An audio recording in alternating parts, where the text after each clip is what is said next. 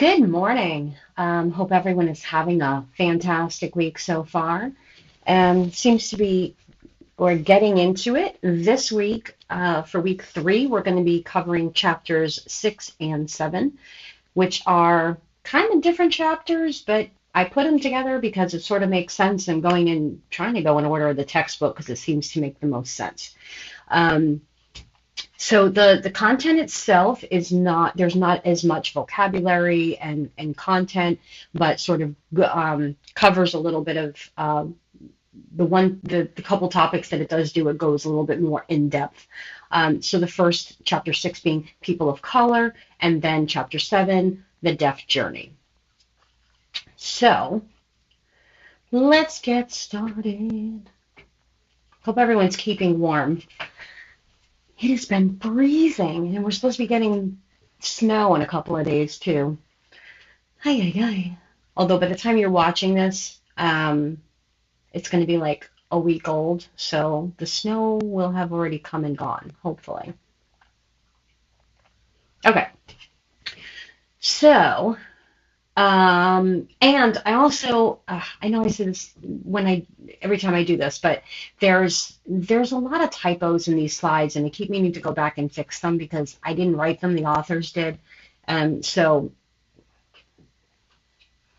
take it with a grain of salt. So there's some language and vocabulary in here, and this is mostly what is covered.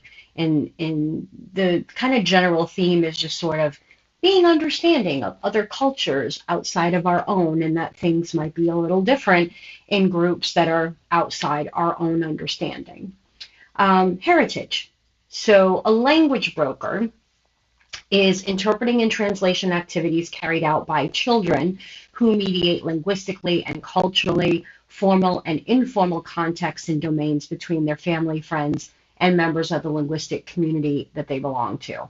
And we know, particularly in the deaf community, that this is historically very accurate and true, and that original interpreting was done by children or family members that could sign, and they worked as kind of a facilitator slash liaison to the larger community for their mom, dad, the original codas, if you will. Culture is defined as a patterned way of life shared by a group of people, agreed upon principles of human existence. And minority is actually a misnomer because if the minority of a group would be the small percentage or small part of, and that's actually a misnomer because the reality is that people of color will likely not be the minority in the 21st century. And we actually know this is very true within the disability community, where technically it's considered a minority group. However, the numbers say otherwise in that currently the percentage of people who have a disability in the community it used to be like 20% or 1 in 5. I think it's closer to 25% now. And then that number goes up as we age. So by the time people reach age 60, it's almost half of the population experiences a disability at some point in their life. And that is far from the minority of our population, but yet that's not how they're treated as part of a larger group. Race versus ethnicity. So the words race and ethnicity are used interchangeably. We, meaning the authors, are choosing to utilize the definitions offered by the American Sociological Association. Race often refers to the physical characteristics of the individual: skin color, physical features, hair type, eye color. Ethnicity speaks to the elements held in common by such people groups: culture, language, ancestry, practices. However, it's important to note that there's no biological determinants of race. Deafhood.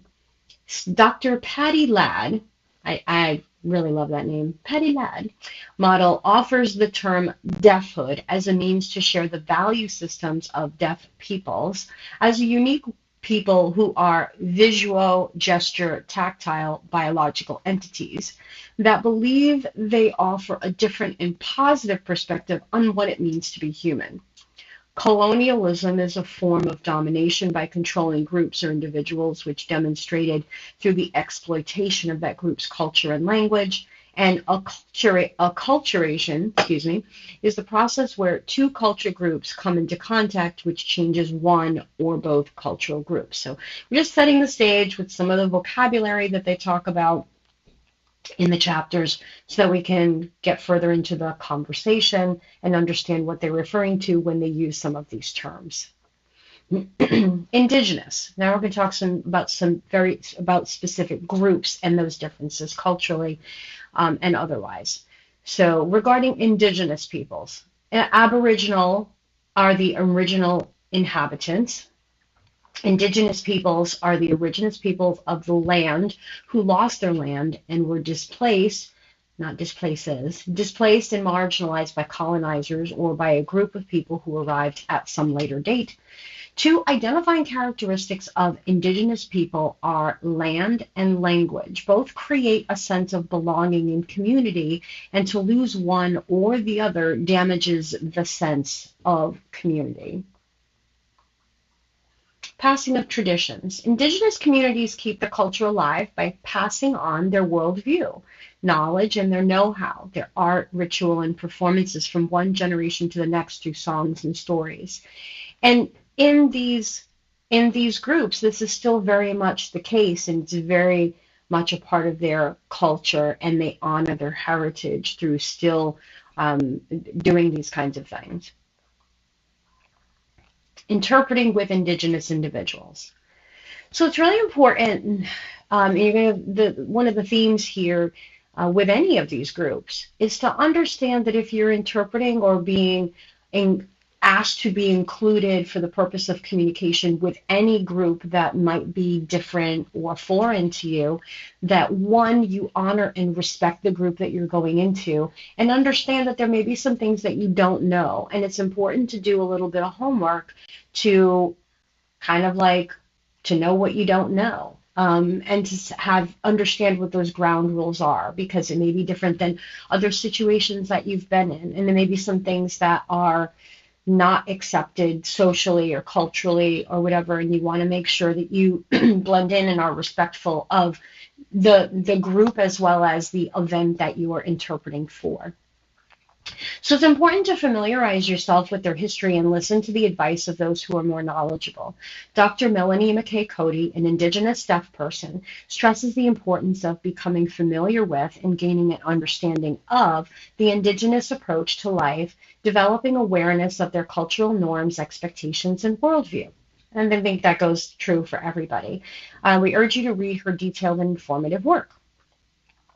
Interpreting with Indigenous individuals. Dr. Melanie McKay Cody suggests following these non-Indigenous protocols for non-Indigenous interpreters. 1, enter the event or ceremony with an understanding that it's an honor to be present. A lot of these have very sacred and deep meaning for those who are there, and understand that you're being asked to be a part of that. And be respectful of the fact that you're even being asked in. Excuse me. 2, be keenly aware that the presence of an interpreter will impact the setting in individuals in both positive and or negative ways. Be open to and respectful of Indigenous values and customs. Even if you're there for a good reason, which is to help and facilitate communication, just the fact that you're there does change the dynamic, and it has an impact on the event. So understand what that means to the group, and how can you interject yourself as seamlessly as possible. Even if you're not trying to be disrespectful, sometimes simply just being there is kind of disrupts the flow or the vibe of the event. And 3, when you need support to understand the interaction, require clarification about what's being said, or need additional understanding of the cultural norms, seek assistance from the designated Indigenous coordinator or the appropriate contact person.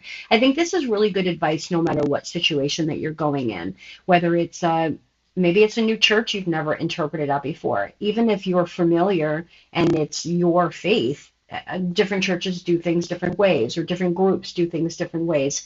And I think it would be wise for any interpreter to do a little homework before you go in there. Have a contact person. Take the time to meet with that person and ask them questions about what should I expect when I go in? Are there any things that I need to be aware of, do's and do nots before I go? And then if I have any questions on site, how can I reach you? How can I contact you? Or is there a way that we can stay in communication? That way, if there are things that crop up, you are able to address it immediately and a small problem doesn't become a big problem. Number 4, it's not uncommon for many deaf tribal members to have their own indigenous way of signing. Just like in a lot of other deaf groups, there's home signs and other little, nuances. You must make it your priority to demonstrate respect by incorporating those signs into your interpretation. So there might be local signs for that particular tribe or what have you. When interpreting some sacred indigenous spiritual event settings, consent to be present to interpret must be obtained. So they need to know, and again, everyone needs to be on the same page. And this is because some sacred prayers are not to not be interpreted or not to be shared with I don't know. I didn't write it. Appropriate clothing in indigenous settings is flexible, and interpreters need to inquire prior to the interpreted event about what attire is appropriate. Only 6 of these protocols have been selected for this text, but we recommend you take the time to become familiar with the 40+ protocols provided if it's your intention to be available to interpret for indigenous peoples of North America. So if that's something that you want to do, or that's something you're going to be a part of, it makes sense to really dive in deep and have a better understanding of the cultural do's and don'ts. African American. The African American community retains many elements of their collectivistic nature. Robert Hill identifies 5 strengths of African American families: strong achievement orientation, flexible family, I think that's roles, strong work orientation, strong kinship bonds, strong religious orientation. African American legacy. Collectivistic norms are concerned with the welfare of the group and the group relationship. They also think of collect. That means all. They also focus on the importance of social bonds and duties, which emphasize the interdependence and supremacy of the collective well-being and the need for connection within the family community. Individualism, on the other hand, is the belief that the needs, preferences, and desires of the one person are stressed over the needs of the whole. Spirituality and religion. It's known that the spiritual beliefs have been identified as a strength for African American families. The church has been a source of social support for African Americans historically. The spirituality has served as a source of cultural transmission. The authors encourage interpreters to visit a church several times before offering to interpret. African American churches will always require preparation. Religious interpreters must be prepared to work with a colleague since church services typically last for 2 to 4 hours. Going to most African American churches, it's an event. Language. Distinct styles of speech and dialects are used by some participants, partly as an indication of community membership and unity. If you're not a member of this community and take work interpreting in African American settings, you have to take the time to become familiar with the speaking styles and the dialects, and they should always be done with a co-interpreter who is a member of this community. Community norms and expectations around time and status vary across this population. However, historical Black culture, like deaf culture, values time with group members. Beginning and ending times for events in these cultures tends to be flexible. Hispanic or Latinx. The term Latinx is still under debate by people who are members of this community. Some embrace it, some do not. The Latinx community is a collectivistic culture where group activities are the priority. Responsibility is shared among group members and accountability is shared. Additional challenges are tied to language since there are varieties of Spanish spoken in the U.S. There's Mexican Spanish, Salvadorian Spanish, Cuban Spanish, etc. And there's little variations for each. They're not the same across the board. Family is the primary cultural structure in the Hispanic Latinx culture. Father is almost always seen as an authority figure. Extended family members often live together or nearby, and elders always hold a position of respect. Their language reflects mandatory cultural respect for elders and those in authority. It's important for interpreters to be aware of these cultural required forms of formal address when providing sign language interpreting.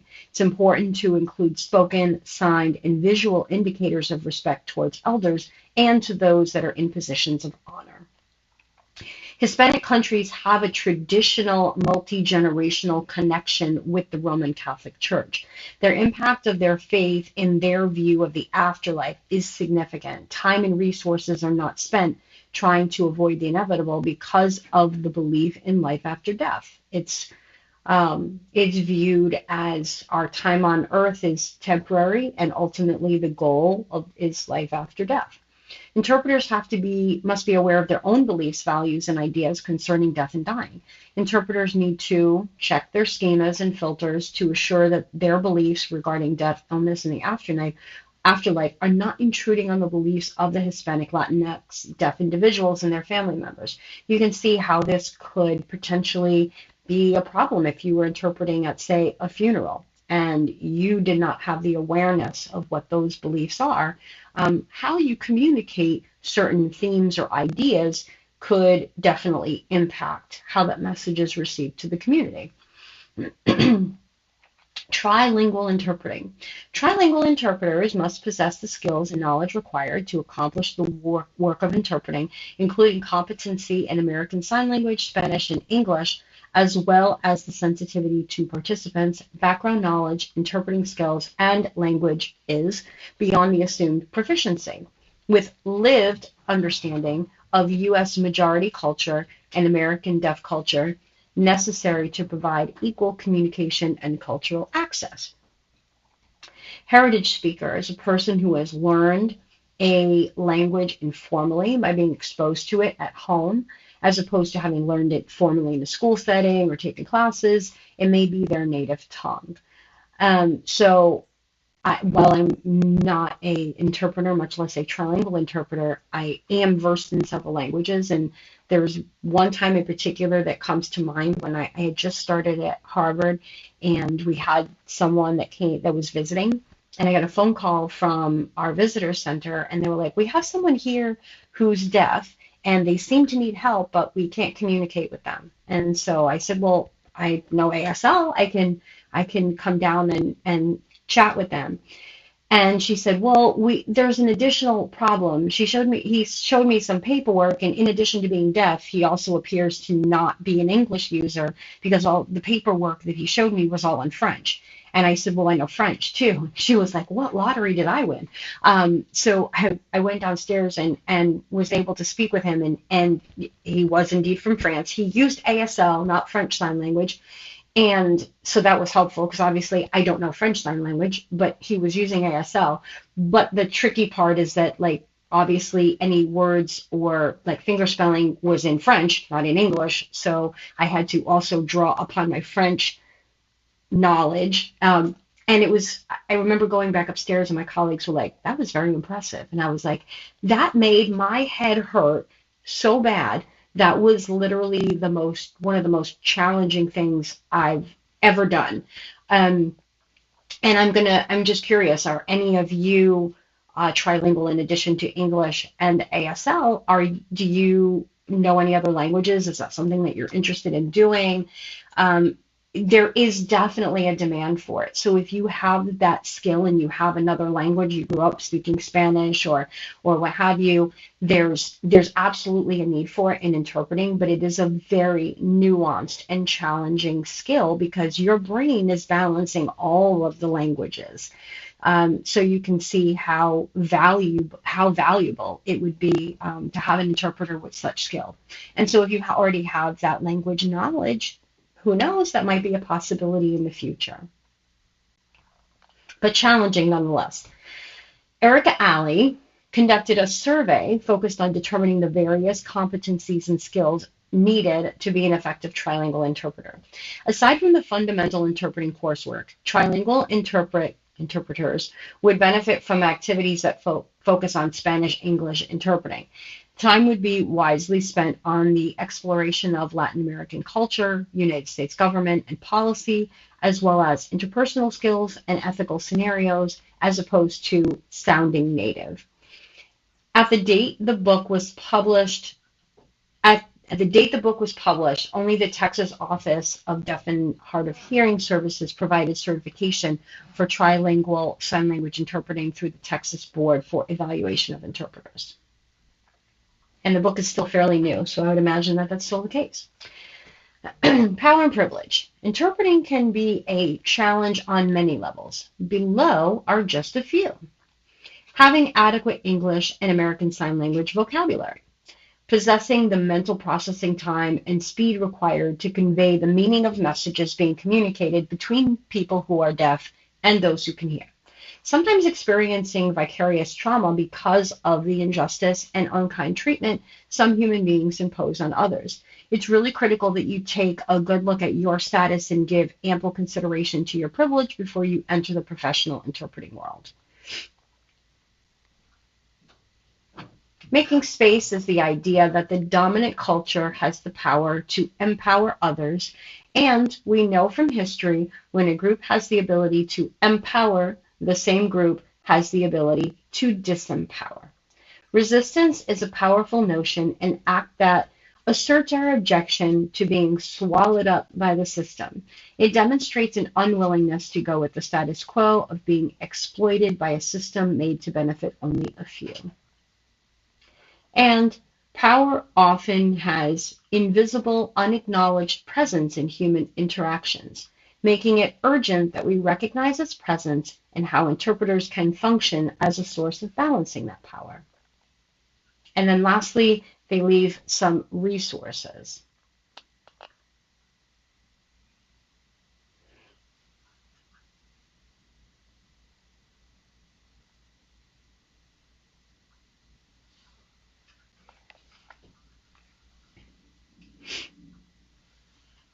Okay, let me bring this one over.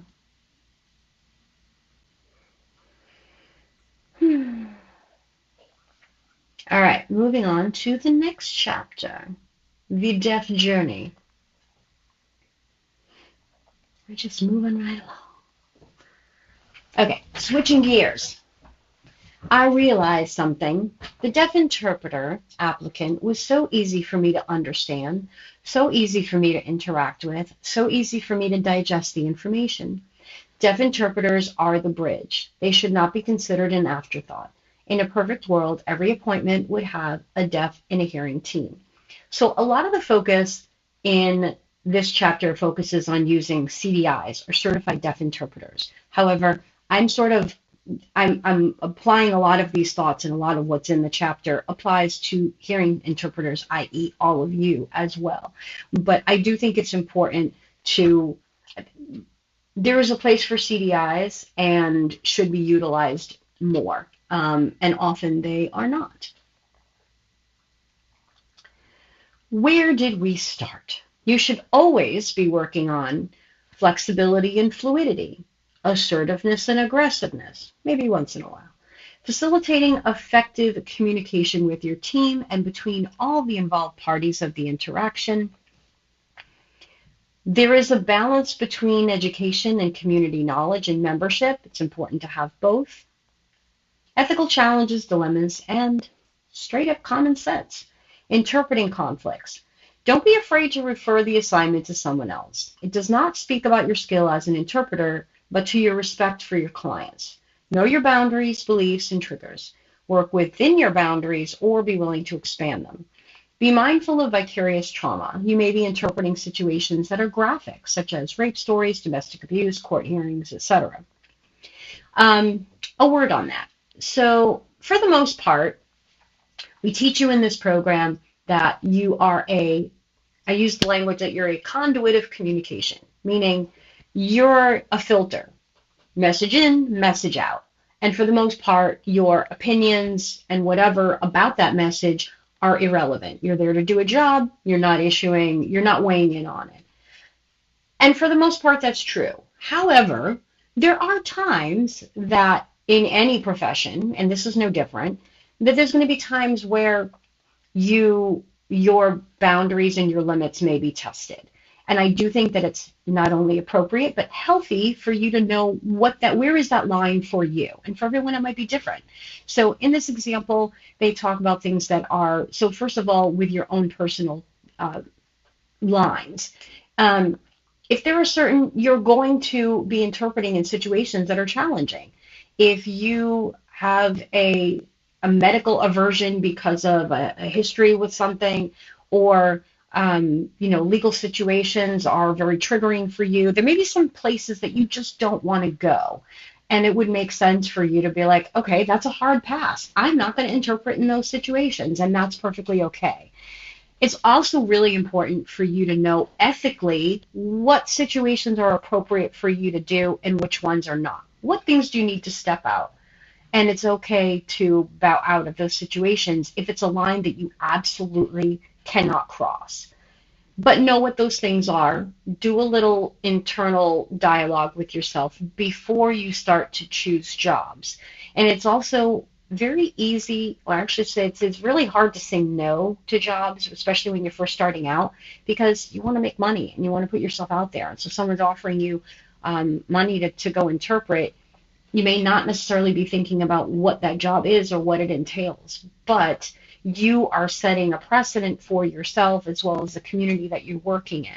And if it's something that's a non-negotiable for you, you might be putting yourself in situations where you're either unskilled, not ready for, whether it be skill level or emotionally, what have you.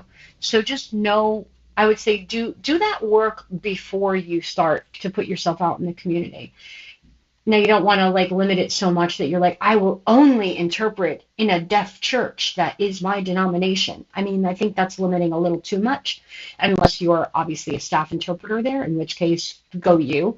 But for the most part, if you're working as a subcontracted interpreter, you want to be mindful of where's my line and what means, what will I not cross, so that you have some idea.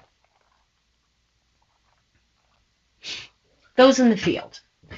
Do your part to educate the agencies if they need some help and advocate for yourself. Again, knowing your boundaries is one thing, but you also need to speak up for yourself. So if there's some things that you're just not willing to do, or you don't feel that you're skilled to do, ultimately your client comes first. And if you're going to do harm and not be able to aptly interpret for them, then you need to step back and ask someone else to do that work. You also will do a decent amount of education to people, wherever you are. People in general still really don't know how to use interpreters. They may ask you questions that are inappropriate. They may misuse your time. Something as simple as just knowing when you need breaks. They might hire one interpreter for a full day conference and not be very mindful that that's really a team interpreting kind of thing. So you will need to ask those questions, get those questions answered, and then guide them as to how they can provide interpreting and also be very respectful of your boundaries. Remember to do no harm, but don't be afraid to push your skill set. Be professional, talk with your team, and arrive at least 15 minutes early. Be on time, be punctual, be early, be prepared. And accept that you may not be the best fit for the assignment. There's some times where, based on what the content that they're offering or whatever, you might not be the best fit. And consider what you represent when taking the job, thinking about what can I deliver, what do I have to offer to this event or to this request. There's different types of interpreting, including platform, mirroring, consecutive, simultaneous, tactile, or close vision. Platform interpreting is done in front of a large audience, often in a formal setting where the speaker does most of the talking. This is like a big conference. You're up there with the main keynote speaker and you're doing your thing. Sometimes it's videotaped or recorded or live streamed. These are always pretty formal. And the benefit of these is that you can usually, they're not speaking off the cuff. So excuse me, you can get and request the script beforehand. That helps you be better prepared, and your interpreting will be more accurate because you know what they're going to say before they say it. And even though people do stray from a script slightly, but they're usually like 95% accurate and will stick to the script, so that helps you be so much more prepared than going in there and winging it. Especially if it's a full day conference, getting a copy of PowerPoint slides and things like that will always help you be a better interpreter in these situations. You can get the linguistics down. You can look up any terms, any names that are being said. You can make sure that they're being finger spelled accurately. All very important stuff. Mirroring is when there is a large number of people in the audience, such as a workshop or a presentation. The audience and the speaker both use ASL. The interpreter mirrors what the speaker is saying in order to ensure that everyone can see. Consecutive is often used by deaf interpreters during medical, legal, education, and various other types of settings. And consecutive interpreting has the deaf person next to the hearing participant, and then the co-interpreter is next to the deaf participant. And then simultaneous is often viewed as consecutive. Interpreters have a team and they're supporting one another. The information is relayed and often comes in chunks. And they have a little graphic here to show how that works. Close vision and tactile. I use this almost 100% of the time when I worked at Helen Keller in New York, because in addition to all of my clients being deafblind, most of my colleagues were too. The deaf interpreter will often be paired with a deafblind client or a low vision client. It's up to the client how they would like to receive the information. This one's a little bit trickier because the exact placement and how you deliver the message is going to vary because vision varies among people, and you kind of have to go with what the client needs. And it can also be tricky when you have a big group of people that are trying to communicate. We would have like big meetings for a deafblind client or student, and then all of my colleagues were there too. And so each person in the room also had an interpreter. And because each person, if it's tactile, every person needs their own interpreter. So you can think about the logistics of that. What are some of the challenges that you think might come up if you have a room full of people?